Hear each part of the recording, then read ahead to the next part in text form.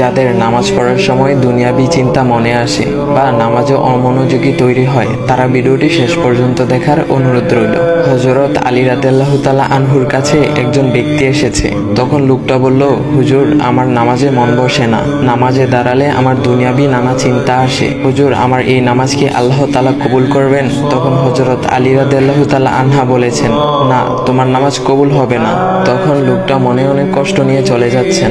এমন সময় রাসূল সাল্লাল্লাহু আলাইহি ওয়াসাল্লাম এসে হযরত আলী রাদিয়াল্লাহু তাআলা আনহুকে জিজ্ঞাসা করলেন, ইয়া আলী, আপনার কাছে লোকটা কেন এসেছিল?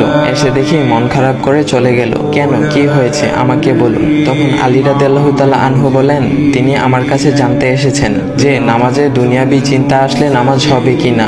আমি বলেছি, না, তোমার নামাজ কবুল হবে না। রাসূল সাল্লাল্লাহু আলাইহি ওয়াসাল্লাম তখন বলেন, ইয়া আলী, আপনাকে আমি একটা চাদর উপহার দিতে চাই, তবে একটা শর্ত আছে। আলী রাদিয়াল্লাহু তাআলা আনহু খুশি হয়ে বলেন, ইয়া রাসূলুল্লাহ, কি শর্ত তা বলুন, আমি আপনার সকল শর্ত মেনে নিব।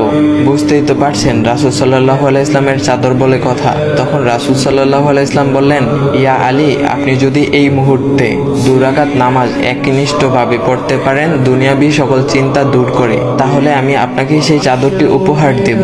আলী রাদিয়াল্লাহু তাআলা আনহু বলেন, এটা তো সাধারণ ব্যাপার। আলী রাদিয়াল্লাহু তাআলা আনহু তখন নামাজে দাঁড়িয়ে গেলেন আর তিনি নামাজ পড়তে শুরু করলেন। এমন সময় তার মনের মধ্যে শুধু ভাবনা চিন্তা আসতে শুরু করলো, আচ্ছা, আমাকে যে রাসূল সাল্লাল্লাহু আলাইহি ওয়াসাল্লাম যে চাদরটা দিবেন, সেটা কি ফাতিমার চাদর নাকি রাসূল সাল্লাল্লাহু আলাইহি ওয়াসাল্লামের? আচ্ছা, চাদরখানা দেখতে কেমন হবে? এই বিভিন্ন বিষয় নিয়ে ভাবতে লাগলেন। তিনি ভুলেই গেছেন যে দুনিয়াবি চিন্তা নামাজে আনতে রাসূল সাল্লাল্লাহু আলাইহি ওয়াসাল্লাম নিষেধ করেছেন। এর মধ্যে আলী রাদিয়াল্লাহু তাআলা আনহুর নামাজ পড়া শেষ। আলী রাদিয়াল্লাহু তাআলা নামাজ শেষ করে রাসূল সাল্লাল্লাহু আলাইহি ওয়াসাল্লামকে বলতেছেন, ইয়া রাসূলুল্লাহ, আমি আপনার শর্ত মেনেছি, এখন আমাকে চাদরখানা উপহার দেন।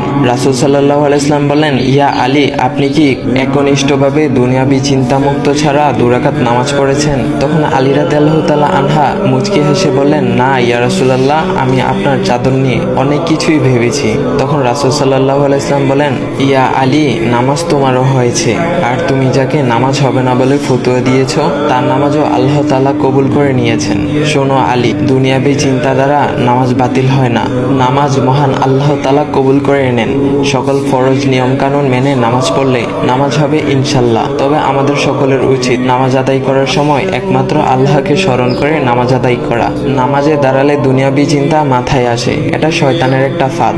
আল্লাহ তাআলা আমাদের সকলকে শয়তানের কুমন্ত্রণা থেকে হেফাজত রাখুক এবং সঠিকভাবে মনোযোগের সাথে নামাজ আদায় করার মতো তৌফিক দান করুক। সবাই বলি আমিন। চাইলে ভিডিওটা আপনি অন্যদের কাছে শেয়ার করতে পারেন, এতে অন্যদের ভুল ভ্রান্তিগুলো দূর হবে। তো গাইস, এমন ইসলামিক ভিডিও পাওয়ার জন্য ভাইয়ের আইডিটা ফলো করে দিয়ে যাও।